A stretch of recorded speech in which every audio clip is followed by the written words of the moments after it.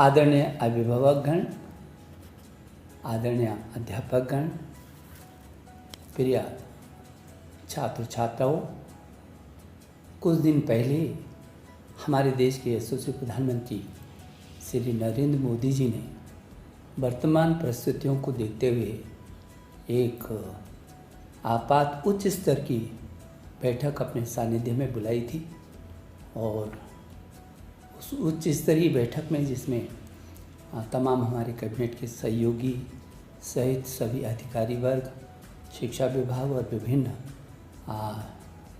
दिशाओं से जुड़े सभी लोग उपस्थित थे। और मैं आभारी हूँ अपने प्रधानमंत्री जी का, जो लगातार हमारे विद्यार्थियों की चिंता करते हैं, हमको अपना मार्गदर्शन लगातार देते हैं।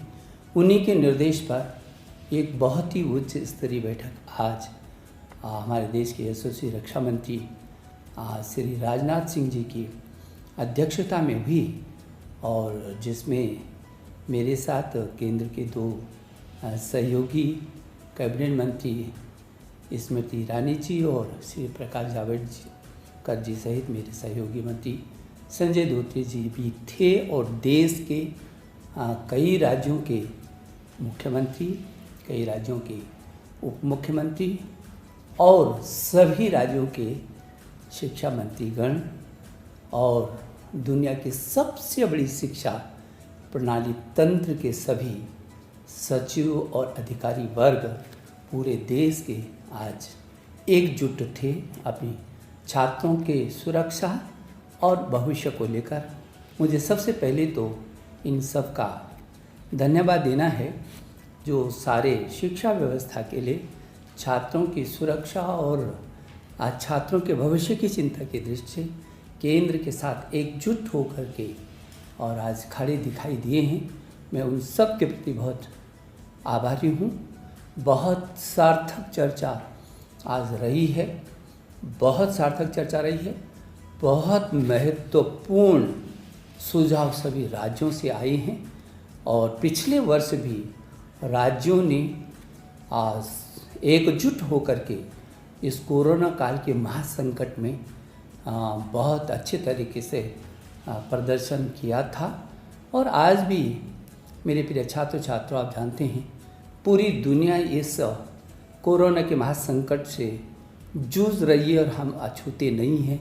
ये चुनौती हमारे सामने है और मुझे इस बात का भी गौरव महसूस होता है कि हमारे अध्यापकगण ने फ्रंट लाइन पर आकर के जिस तरीके से पूरे वर्ष में मेरे छात्रों को ऐसा महसूस नहीं होने दिया और साथ में नहीं जाने दिया, ऑनलाइन एजुकेशन यथासंभव वहाँ तक पहुँचे हैं जहाँ तक पहुँच सकते थे और पहुँच रहे हैं। जो थोड़ा बहुत कमी है उसको भी दूर कर रहे हैं। शायद ये दुनिया का पहला ऐसा उदाहरण होगा जब 25-30 करोड़ छात्रों को ऑनलाइन पर और घरों को ही स्कूलों में तब्दील कर दिया गया होगा।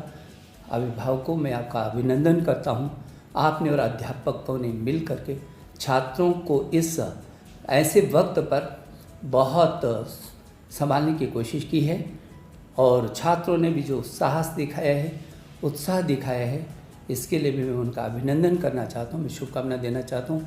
मेरे प्रिय छात्र छात्राओं, जो आज बैठक हुई है उसमें कुछ राज्यों ने कुछ समय मांगा है और सुझाव देने के लिए, और उनको कहा गया है कि 25 मई तक वो अपने सुझाव दे देंगे ताकि जल्दी से जल्दी हम इस अनिश्चितता को दूर कर सकेंगे। मुझे याद आता है कि जब हमने आपकी CBSE बोर्ड की इंटर की परीक्षाओं को स्थगित किया था, तब हमने आपसे कहा था कि हम 1 जून तक इन परिस्थितियों का आंकलन करेंगे। जो भी परिस्थितियाँ होंगी वो आपकी सुरक्षा और आपका भविष्य, हमारे सामने दोनों चीज़ें हैं, सुरक्षा पहले और उसके बाद आपका भविष्य। इन दोनों को देख करके हम फिर 1 जून को आगे का आपको अवगत कराएंगे जो भी परिस्थितियाँ होंगी। हमने ये भी कहा था कि जब भी हम इस बात की घोषणा करेंगे तो कम से कम 15 दिन हम आपको देंगे ताकि आपके मन में अचानक न हो कि कब तिथियों की घोषणा हो और का फिर जो है आप संभलें। तो मैं ये समझता हूँ कि ये 25 मई तक सभी राज्यों के जो राज्य, कुछ ही राज्य हैं जिन्होंने कहा है कि हमको थोड़ा सा और भी मौका दीजिए। हालांकि उनका भी सकारात्मक रूप था, लेकिन और क्या क्या सुझाव हो सकते हैं उनके लिए, वो 25 मई तक उन राज्यों के सुझाव भी आ जाएंगे। और मैंने कहा है, अपने अभिभावकों से भी कहा है, आपसे भी कहा है, अध्यापक कर्ण से भी कहा है, यदि आपके भी कोई सुझाव होंगे तो मेरे ट्विटर पर आप अपने सीधे सीधे सुझाव भेज सकते हैं। मुझे भरोसा है कि जो हमने आपको कहा है कि 1 जून से पहले और 25 मई के बाद हमारी कोशिश होगी कि हम आपको अवगत करा सकें। मैं आपको विश्वास दिलाना चाहता हूँ, प्रधानमंत्री जी के निर्देश में आपकी सुरक्षा हमारे लिए पहली है और आपके जीवन और आपका भविष्य भी हमारे लिए उतनी महत्वपूर्ण है। और इसलिए इन सब को ही ध्यान में रख करके जो भी परिस्थितियाँ भविष्य के लिए बनेंगी, हम आपके साथ खड़े हैं। आप निश्चिंत होकर के रहिए, आप बिना तनाव में रहिए। समय के साथ इन परिस्थितियों के साथ हमको जूझना है, इसी में हमको रास्ते भी निकालने हैं। हम आपका भविष्य, हमने पिछले वर्ष भी, हम दुनिया का वो सबसे बड़ा लोकतांत्रिक देश है जिसने अपने बच्चों का एक वर्ष खराब नहीं जाने दिया था, और सारी दुनिया ने इस बात को देखा है। और हमने आपकी सुरक्षा, हमारे लिए हर हालत में आपकी सुरक्षा हमारी पहली प्राथमिकता है।